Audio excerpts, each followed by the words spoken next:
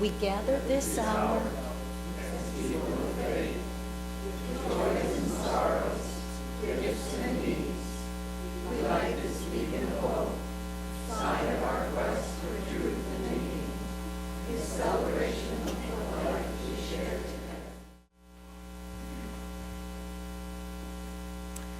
Well, I don't know about you, but I often have a hard time apologizing. I have a hard time sometimes even when I know I'm wrong. Now, I can blame my parents for this. I can blame my upbringing.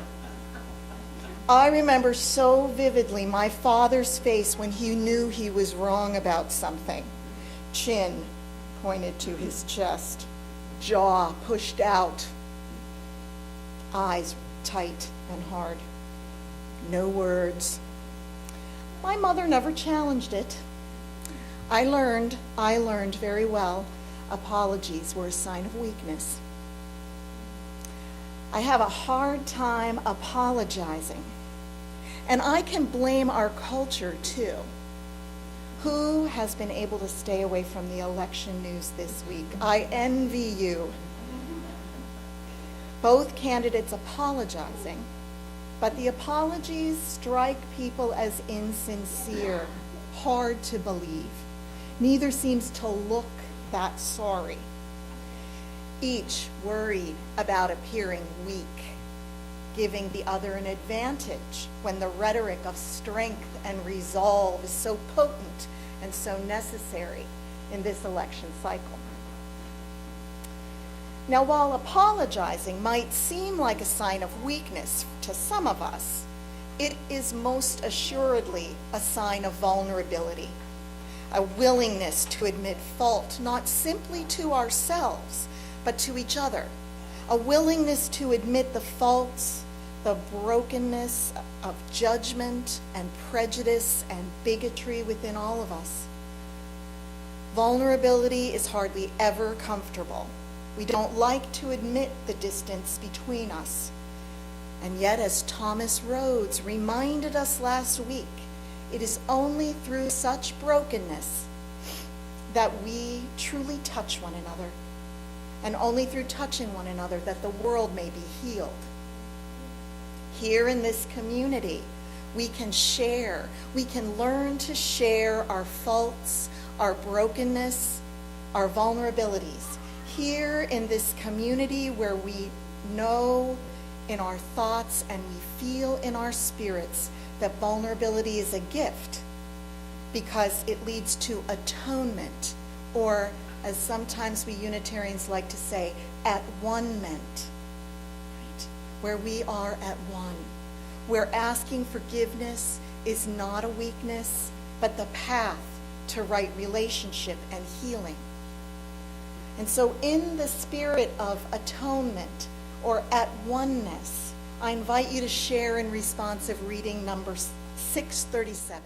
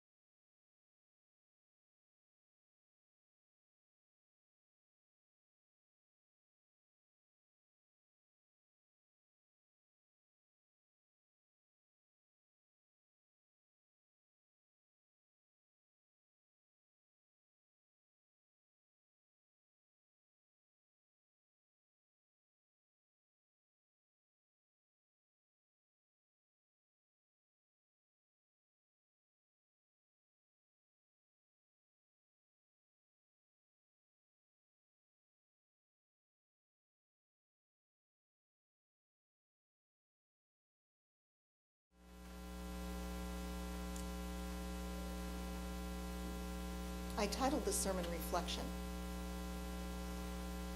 What do you see? What do we see when we look in the mirror, any of us? What do we see? Who is that looking back at us? What are any of us made of? What is reflected in our faces? Last spring I was in Chicago for classes, and I recall part of a conversation with some fellow seminarians, one male and one female. I can't remember now why we were on this subject, but we were talking about rape.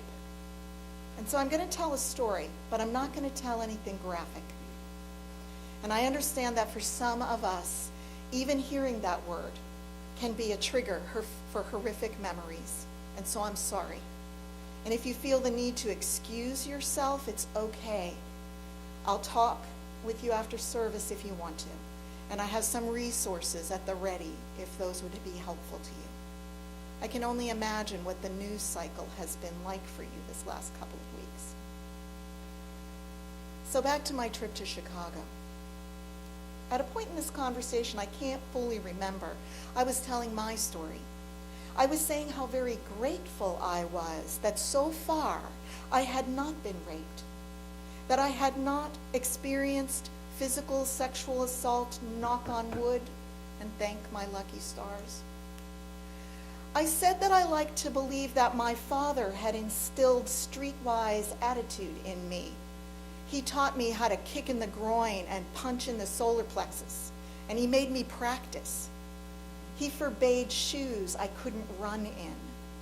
My father taught me to look around, look up, look people in the eye when you pass them. He showed me how to hold my keys between my fingers like spikes. And I learned on my own not to walk places alone, to get home before dark, to lock my car door quickly, and to stay out of bars. I acknowledged, as I told this story, as I acknowledge now, that I was and I am very lucky. And I know too many women who have not been so lucky, some of them very close and important to me. And when I looked over at Henry, I saw him wiping tears away, and I felt confused. "It's okay, nothing happened," I said. And Henry said something I was not prepared for. He said, "I can't believe you even have to think this way. Think about not getting raped. Think about how to protect yourself from getting raped. Consider yourself lucky for not getting raped. I can't imagine having to think that way, and that my daughter will have to think this way. Maybe she already does." She's 8. I was surprised. I was confused by Henry's reaction to what I was saying about sexual assault. And at that moment, I realized that yes, I am conditioned to think it is perfectly normal for an American woman to expect, to anticipate and prepare for a sexual assault. It is not that I think it is no big deal, that boys will be boys, that that's the way some men talk in locker rooms about women's bodies and what some of them think they're entitled to do to us. No, it's just realistic. It's just the way things are. I have to be prepared to protect myself. And being prepared means I have internalized the threat. I don't have to feel actually threatened, not in any specific way, in order for my thoughts to be shaped by the possibility of assault and the thought of how I might have to protect myself. Let me just amplify that a little bit in a different direction. This is what I mean by internalized threat. In the early 1990s, I visited a friend who lived in the Castro district of San Francisco.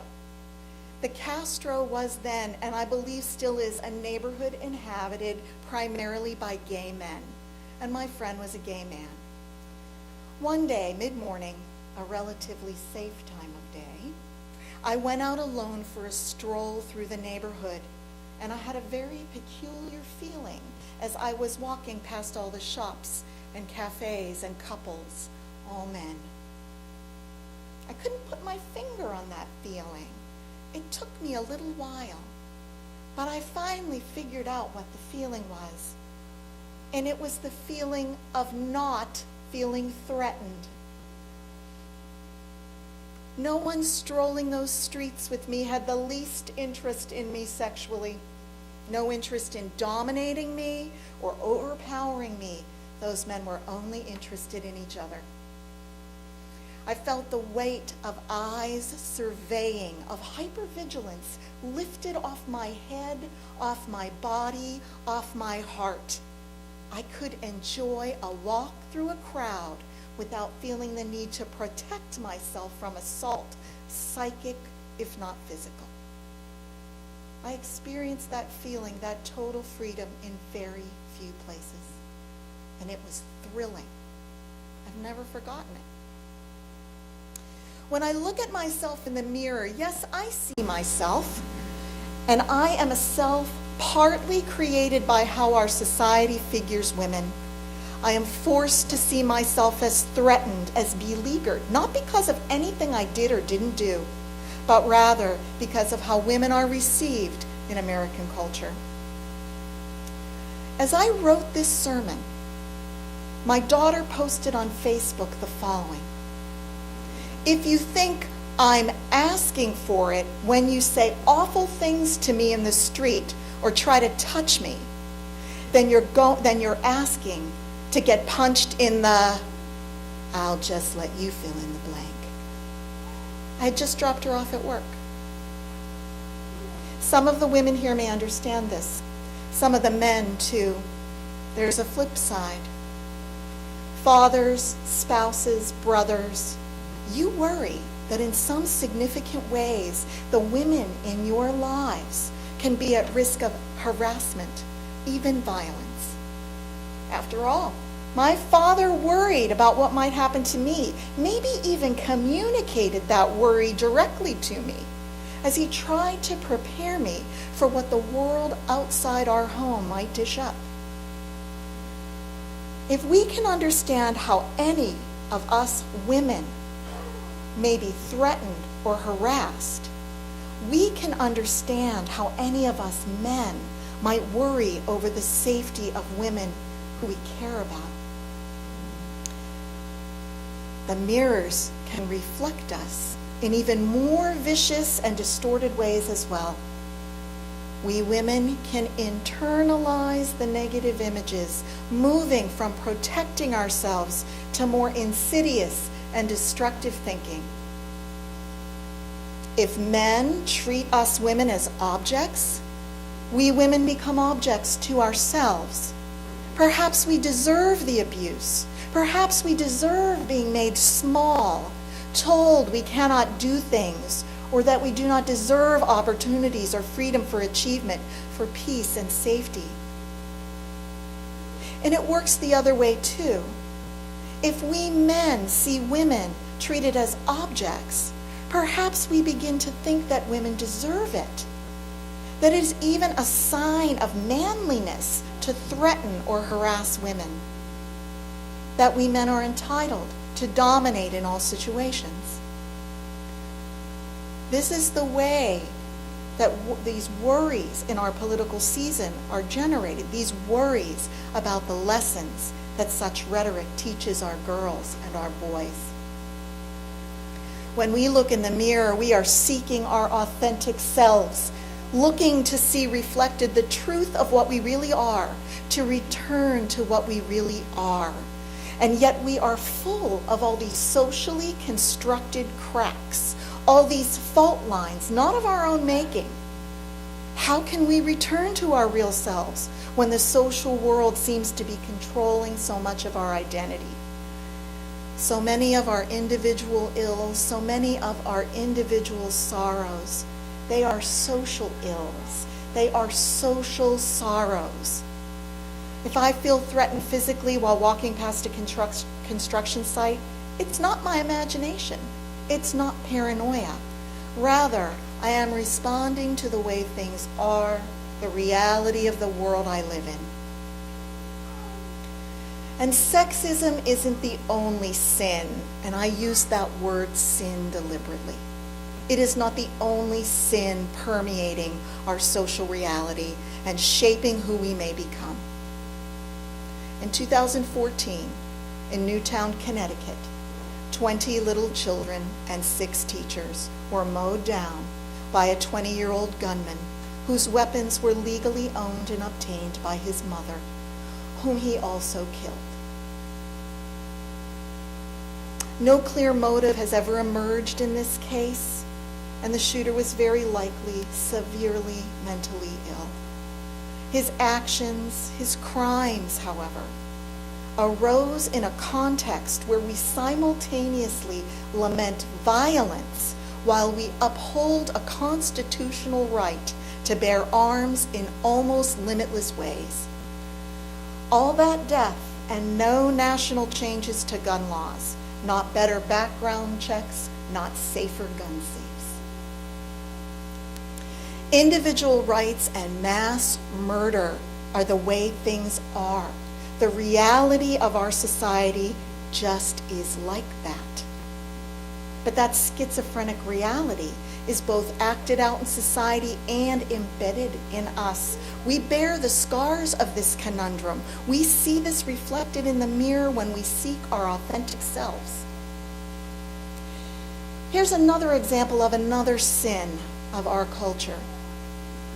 In 2015, Dylan Roof joined a prayer meeting at the Emmanuel African Methodist Episcopal Church in downtown Charleston, South Carolina. After participating in the Bible study for an hour, Roof killed senior pastor and state senator Clementa Pinckney and 8 others. The killer is white, and all the victims were black. One day later, Roof was apprehended without incident, placed into a protective flak jacket, and treated to a Burger King lunch by the arresting officers. Also in 2015, white police officers treated a black man in a very different way. In White Plains, Maryland, DeAndre Dorsey lost control of his car, coming to a rest against a tree in a median. Witnesses called 911, saying Mr. Dorsey was flopping like a fish. After Mr. Dorsey, who was having a seizure, rolled on his stomach and reached for a firefighter's leg, police ordered him to put his hands behind his back.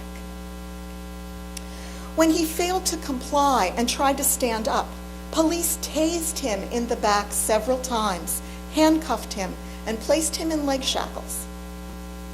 There on the ground, he stopped breathing and died.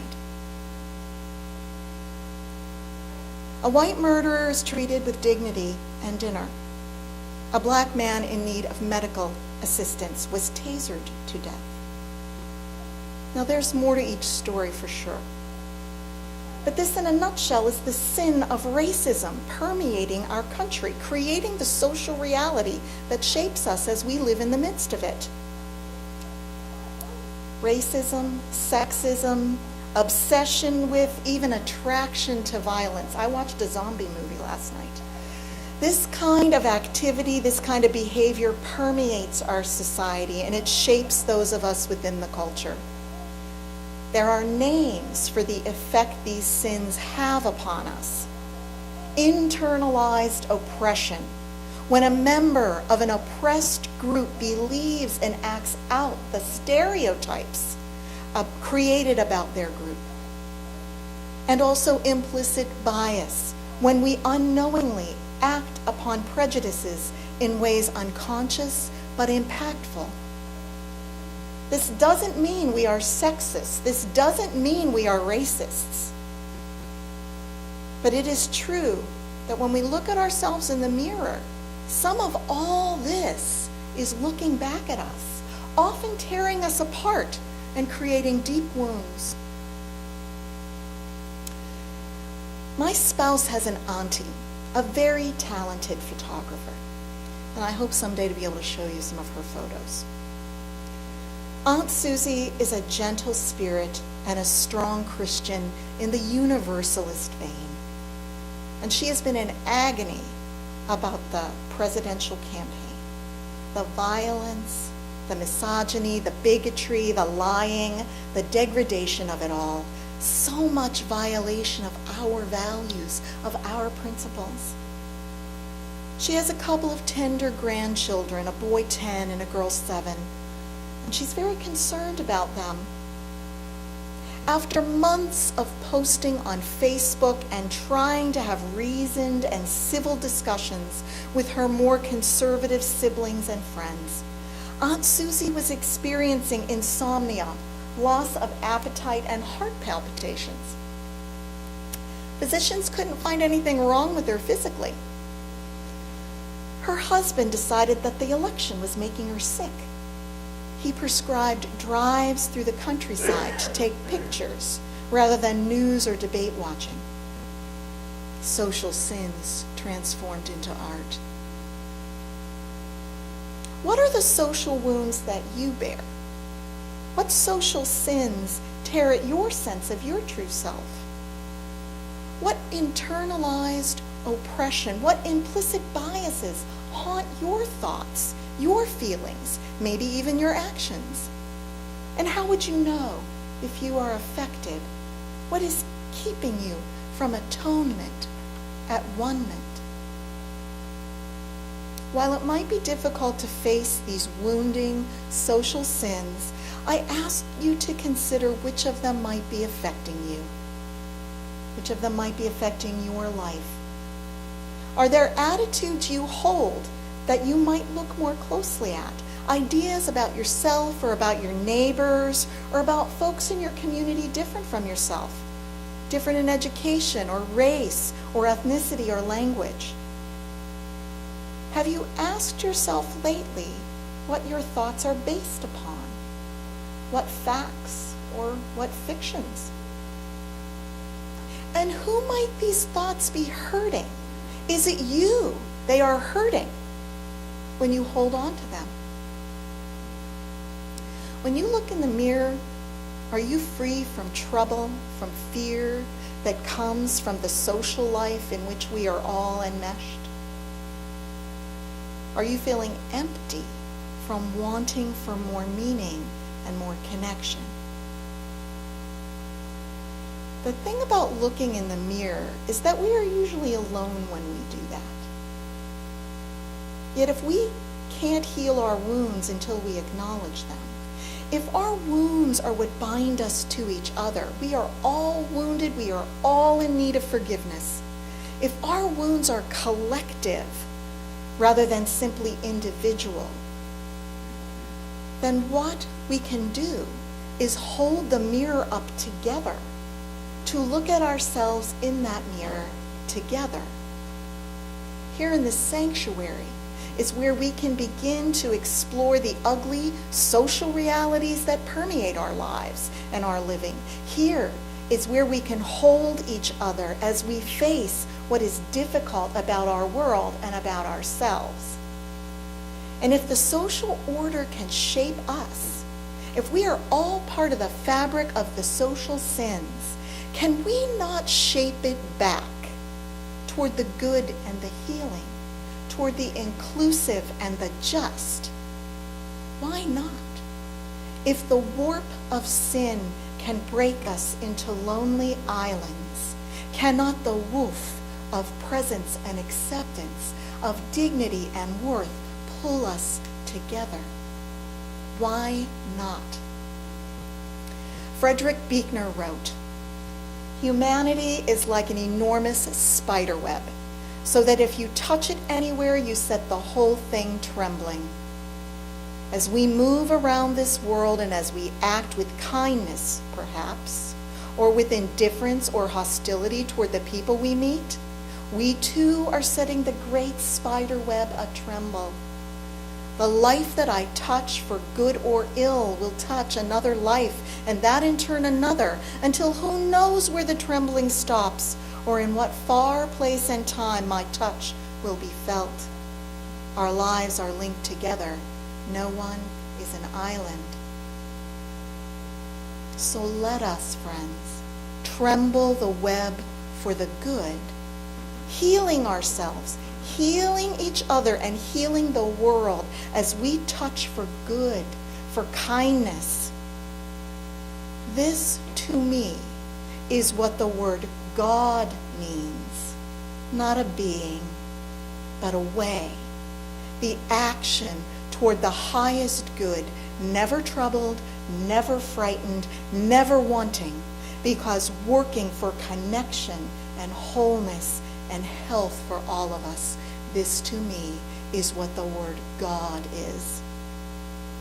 Let us promise each other to tremble the web for the good together, today and every day, as you remember you are loved, you are worthy, you are welcome, and you are needed.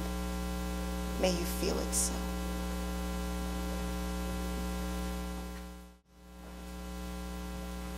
Yes, take someone's hand as we extinguish our chalice. We extinguish this flame that now the light of truth, the warmth of community, for the fire of commitment. These we carry in our hearts until we are together again. Go with God.